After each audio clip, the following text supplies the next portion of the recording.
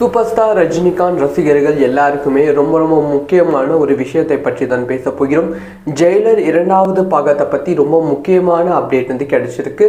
Jailer இரண்டாவது பாகத்தில் ரொம்ப முக்கியமான நடிகர்கள் இணைந்திருக்காங்க. அது மட்டும் இல்லாமல் படம் வந்து இதை நோக்கி தான் வந்து செல்கிறது அப்படின்னு சொல்லி படத்தோட திரைக்கதையை பற்றி சில தகவல்கள் கிடைச்சிருக்கு. அது உறுதியும் செய்யப்பட்டிருக்கு.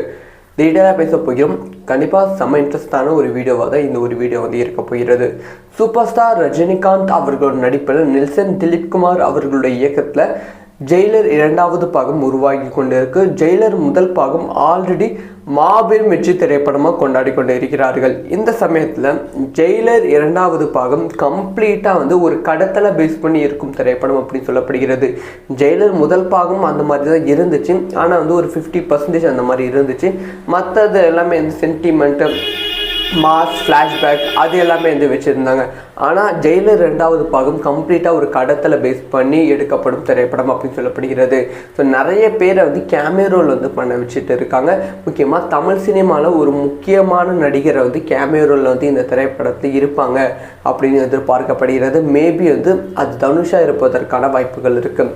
இந்த சமயத்தில் இந்த திரைப்படம் எதை நோக்கி நகர்கிறது அப்படின்னு பார்த்தீங்கன்னா கம்ப்ளீட்டாக வந்து கோவாவில் தான் இந்த திரைப்படத்தோட ஷூட் வந்து இருக்க போகிறது அப்படின்னு சொல்லியிருக்காங்க.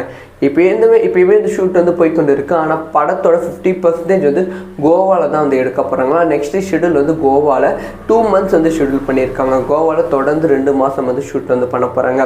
ஸோ ஆல்ரெடி வந்து நம்ம ப்ரோமோ வந்து ரிலீஸ் ஆச்சு. அந்த ப்ரோமோ கம்ப்ளீட்டாக வந்து கோவாவை சுற்றி மட்டுமே வந்து இருந்துச்சு. கோவா பீச்சை சுற்றி மட்டுமே இருந்துச்சு. ஸோ கோவாவுக்கும் நெல்சனுக்கும் வந்து ரொம்ப கனெக்ஷன் வந்து இருக்கும். ஏன்னா வந்து இதுக்கு முன் வந்து டாக்டர் திரைப்படம் வந்து கோவாவில் பல ஷாட் வந்து எடுத்திருந்தாங்க. அது வந்து சொல்லப்போனால் வந்து படத்தோட இன்டர்வலுக்கு அப்புறமா வந்து கம்ப்ளீட்டாக வந்து கோவா செட் மாதிரி கோவா தான் ஃபுல் அண்ட் ஃபுல் எடுத்திருந்தாங்க. அது வந்து சூப்பராகவே ஒர்க் அவுட் ஆகிருந்துச்சு. எப்படி தமிழ்நாட்டிலேருந்து கோவா போய் என்னென்ன பண்ணுறாங்க அதெல்லாம் நல்லா ஒர்க் அவுட் ஆகிடுச்சு. அதே மாதிரி தான் வந்து ஜெயிலர் இரண்டாவது பாகம் வந்து கம்ப்ளீட்டாக வந்து கோவாவில் எடுக்கப்படும் ஒரு ஃபிலிம் அப்படின்னு சொல்லப்படுகிறது. மேக்ஸிமம் 50% ஆஃப் சீன்ஸ் வந்து நீங்கள் கோவாவில் பார்க்கலாம்.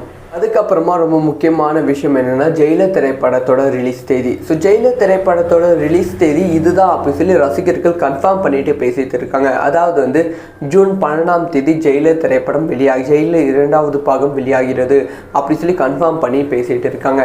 இதுக்கான மிக முக்கியமான காரணம் யார் அப்படின்னு பார்த்தீங்கன்னா சூப்பர் ஸ்டார் ரஜினிகாந்த் அவர்கள் தான். சூப்பர் ஸ்டார் ரஜினிகாந்த் அவர்கள் ஏர்போர்ட்லேருந்து இந்த ஒரு விஷயத்த சொல்லிட்டு போயிடுவாங்க. ஜெயிலர் இரண்டாவது பாகம் அஃபிஷியலாக வந்து ஜூன் 12 ரிலீஸ் ஆகுது அப்படி போகிற போக்கில் சொல்லிட்டு போயிடுவாங்க. ஆனால் இதை பற்றி விசாரிக்கும் போது என்ன நடந்திருக்கு அப்படின்னு பார்த்தீங்கன்னா வந்து சன் பிக்சர்ஸ் வந்து ஒரு பெரிய ப்ரெஷர் வந்து நெல்சன் திலீப்குமார் அவர்களுக்கு கொடுத்துருக்காங்க. எப்படியாவது இந்த திரைப்படத்தை நீங்கள் வந்து சீக்கிரம் முடிக்கணும். கூலி திரைப்படத்தோட நஷ்டத்தில் வந்து இருக்கும். எங்களுக்கு நஷ்டத்தை விட வந்து அது ஒரு பேக் நேமாக வந்து இருக்குது. அதுலேருந்து கொஞ்சம் முன்னாடி வரணும்னா ஜெயிலர் இரண்டாவது பாகம் மாபெரும் வெற்றி திரைப்படமாக அமையணும். ரொம்ப சீக்கிரமாக ரிலீஸ் பண்ணணும். அதனால் ஒர்க்கர்ஸ் சீக்கிரமாக முடிங்க அப்படின்னு சொல்லியிருக்காங்க.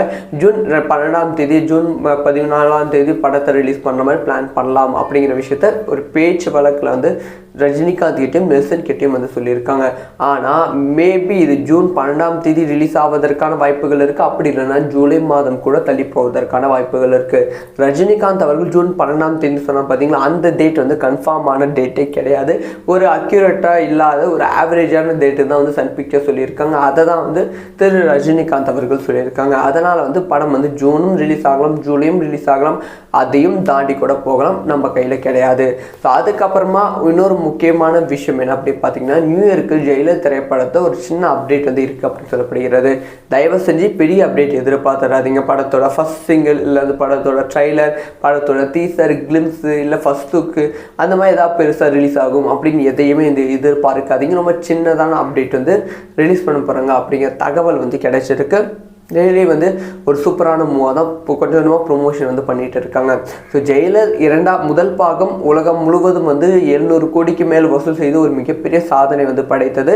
ஸோ தமிழ் சினிமா ரசிகர்கள் கடைசியாக நம்பிக்கொண்டு இருப்பது வந்து ஜெயிலர் இரண்டாவது பாகம் தான். இந்த திரைப்படம் தான் 1000 கோடி அடிக்கும் அப்படின்னு சொல்லி தமிழ் சினிமா ரசிகர்கள் எதிர்பார்த்து காத்திருக்காங்க.